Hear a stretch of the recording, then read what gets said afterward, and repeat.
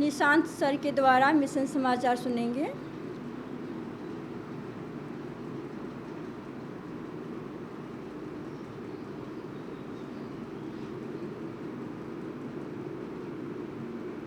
Good morning और happy साबत सबों को। Morning, happy service. आज का मिशन रिपोर्ट या मिशन समाचार या मिशन कहानी का शीर्षक है निर्माण कार्य जीवन बचाता है। निर्माण कार्य जीवन बचाता है। वर्षों से रवांडा एक देश है अफ्रीका में, वर्षों से रवांडा में चिकित्सा का एक स्कूल खोलने की इच्छा बढ़ रही थी, जहां युवा लोग डॉक्टर और नर्स बनने के लिए अध्ययन कर सकें। स्कूल के स्नातक न केवल बीमारों का इलाज करने में सक्षम होंगे, बल्कि उन्हें मास्टर चिकित्सक यीशु मसीह के चरणों में ले जाने में भी सक्षम होंगे। अब 13वें सब्बत के दिन की ऑफरिंग जो कलेक्ट हुई थी पहले, उसके मदद से इमारतें रवांडा की राजधानी किगाली के बाहरी इलाके में मध्य अफ्रीका के एडवेंटिस्ट विश्वविद्यालय के परिसर में आकार ले रही थी। पहले जो 13 साबत का ऑफरिंग हुआ था, उससे ये इमारत जो मेडिकल कॉलेज वहाँ पे बन रहा है, वो एडवेंटिस्ट विश्वविद्यालय के परिसर में आकार ले रही थी।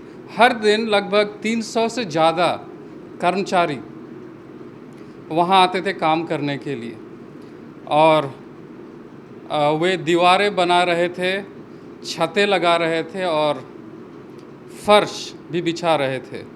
लेकिन इससे पहले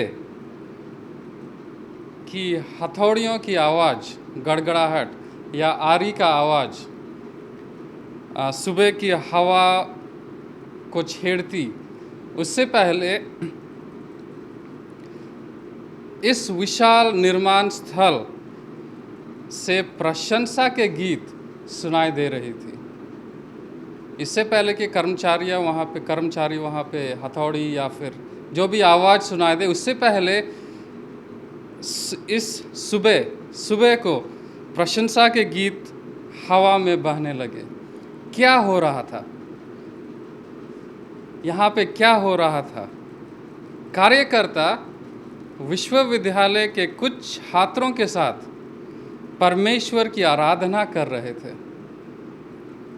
धर्मशास्त्र के कई छात्र, स्टूडेंट्स ऑफ थियोलॉजी, तो धर्मशास्त्र के कई छात्र चिकित्सा के नए स्कूल को लेकर इतने उत्साहित थे कि वे सोचने लगे कि ये निर्माण जो स्कूल या कॉलेज बनने से पहले ही वे चाहते थे कि स्कूल खुलने से पहले ही प्रभु के लिए जन को जीतना शुरू कर दें। मतलब बिल्डिंग स्टार्ट होने से पहले ही to win souls for Christ. इसीलिए वो सब, अब यहाँ हम लोग जानेंगे कि क्या हुआ, किस कारण हथौड़ियों की आवाज़ से पहले प्रशंसा के गीत वहाँ पे सुनाई देने लगे। जबकि वो जो कर्मचारी थे वो ना तो एडवेंटिस्ट थे, वो दूसरे अन्य जाति के थे, लेकिन यहाँ पे प्रशंसा के गीत सुनाई देने पड़े। सबसे पहले इसलिए उन्होंने ये जो थियोलॉजिकल स्टूडेंट्स हैं, धर्मशास्त्र के छात्र, उन्होंने निर्माण श्रमिकों को मसीही भजन गाने, बाइबल पढ़ने और हर सुबह उनके साथ प्रार्थना करने के लिए आमंत्रित करने का फैसला किया। एक तरफ यहाँ बिल्डिंग बन रहा है और जो थियोलॉजी स्टूडेंट्स है वो सोचे कि बिल्डिंग बनने से पहले चलो हम लोगों को परमेश्वर के बारे में बताएं। जो वहाँ पे 300 से ज़्यादा लोग काम करने आए हैं, तो उनको वो मिनिस्टर करने लगे। सबसे पहले मुट्ठी भर कुछ लोग वहाँ पे शामिल होने लगे, प्रार्थना सभा में, आराधना में शामिल होने के लिए रुके। शायद जो अन्य कर्मचारी है, जो अन्य मजदूर काम करने पर जाने के लिए उत्सुक थे, इसीलिए वो नहीं सोचे कि हम लोग यहाँ प्रशंसा करे, गीत गाए और बाइबल के पाठ सुने। लेकिन जैसे जैसे दिन और हफ्ते बीतते गए, आराधना करने वाले निर्माण श्रमिकों की संख्या बढ़ती गई और बढ़ती गई। तो धीरे धीरे मुट्ठी भर से बहुत लोग आगे यहाँ पे वर्शिप करने लगे। बिल्डिंग कंस्ट्रक्शन से पहले उनके मालिकों, जो ठेकेदार थे, जिन्होंने उन्हें मेडिसिन स्कूल बनाने के लिए काम पर रखा था, सुबह की आराधना में उनकी रुचि देखी और फिर उन्हें बोले कि ठीक है, तुम लोग काम करने से पहले कुछ समय गीत गा सकते हो और बाइबल से सुन सकते हो। तो जो वहाँ पे कंस्ट्रक्टर्स थे, ठेकेदार, वो भी उन्हें मना नहीं किए, ये देख करके कि वे उनके मन में ये चाह है परमेश्वर के बारे जानने के लिए। जैसे जैसे महीने बीतते गए, धर्मशास्त्र के छात्रों ने निर्माण श्रमिकों की तलाश शुरू कर दी। किन किन श्रमिकों की तलाश करने शुरू कर दी? उन श्रमिकों के, उन काम करने वालों के जिन्हें परमेश्वर के बारे जानने की उत्सुकता थी।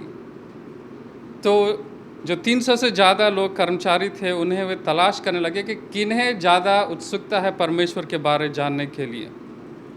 क्या आप कल्पना कर सकते हैं, उन्होंने श्रमिकों से कहा, चिकित्सा का यह स्कूल भविष्य के स्वास्थ्य अगुओं के लिए बनाया जा रहा है ताकि वे लोगों को मसीह में ला सकें। तो ये जो बिल्डिंग बन रहा है, ये सिर्फ मेडिकल लीडर्स बनाने के लिए नहीं, बल्कि उन लोगों के लिए भी किया जा रहा है ताकि वे लोगों को मसीह में ला सकें। स्कूल ऑफ मेडिसिन के उद्देश्यों के बारे में सुनकर निर्माण कार्यकर्ता चकित थे। उनके हृदय में यीशु के प्रति आकर्षित हो गए। भले ही वे चिकित्सा के स्कूल का निर्माण कर रहे थे, लेकिन जब वे जाने कि ये जो बिल्डिंग बन रहा है, ये सिर्फ मेडिकल हेल्प के लिए नहीं, पर उन लोगों के लिए भी जो यीशु मसीह को और बेहतर तरह से जानना चाहते हैं। निर्माण श्रमिकों ने परमेश्वर के वचन को सुनने के लिए काम पर पहले आना शुरू कर दिया। अब यहाँ पे और एक अच्छी बात हुई, वो सब शायद थोड़ा लेट आते थे, लेकिन जब से ये आराधना सभा स्टार्ट कर दिया, तो ये जो लोग 300 से ज़्यादा लोग थे, वे पहले आने लगे ताकि वो पहले परमेश्वर की आराधना करे, उसके बाद वे काम में लग जाए। धर्मशास्त्र के छात्रों ने कहा, सुसमाचार की अच्छी खबर यह है कि यीशु आपके लिए मरने आए। और ये सुनकर वो जो 300 से ज़्यादा कर्मचारी थे, वो सोचने लगे कि यीशु मसीह हम जैसे लोगों के लिए मरने आए। अंत में स्कूल ऑफ मेडिसिन का निर्माण समाप्त हो गया और इसका उद्घाटन रुवांडा देश के राष्ट्रपति और जनरल कॉन्फ्रेंस के राष्ट्रपति ने किया। 27 निर्माण श्रमिकों ने उद्घाटन के समय अपने व्यक्तिगत उद्धारकर्ता के रूप में यीशु को अपना हृदय दिया। 27 जो यीशु मसीह के बारे जानते ही नहीं थे, जो एडवेंटिस्ट थे ही नहीं, या फिर जो मसीही भी नहीं थे होंगे, लेकिन 27 निर्माण श्रमिकों ने यीशु मसीह को अपना व्यक्तिगत उद्धारकर्ता माना। 18 महिलाओं और 9 पुरुषों ने, जो सुबह की आराधना में शामिल हुए थे, प्रभु के लिए जीने का फैसला किया। सेंट्रल अफ्रीका के एडवेंटिस्ट यूनिवर्सिटी के स्कूल ऑफ मेडिसिन में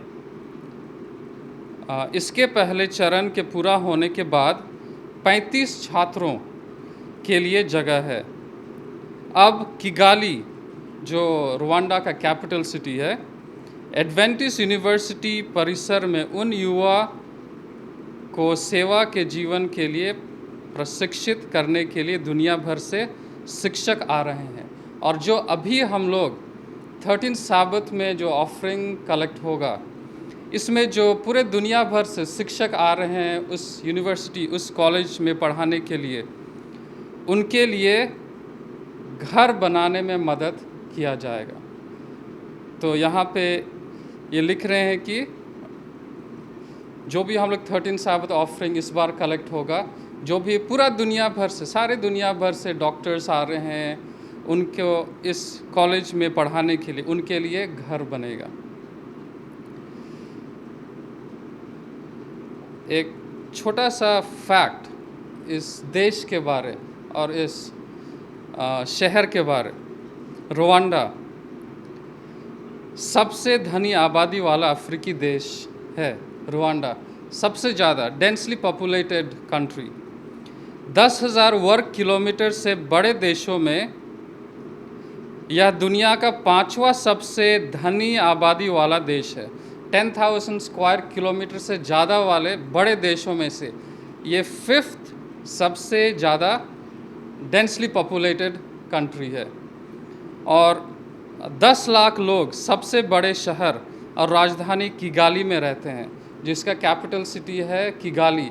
वहाँ पे 10 लाख या 1 मिलियन लोग रहते हैं। अब ये किगाली नाम कैसे पड़ा?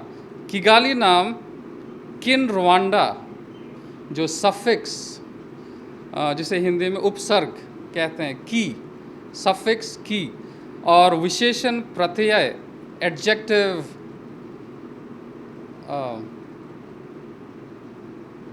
suffix is before, right? And prefix is before.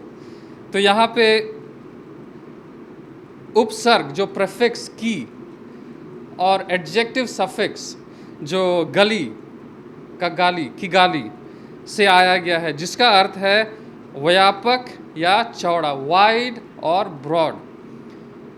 ये शहर का नाम जो वहाँ पे माउंट किगाली जो चौड़ा और वाइड है, इसके नाम से इस शहर का नाम रखा गया किगाली। और किगाली शहर की स्थापना 1907 में हुई, 1907 में।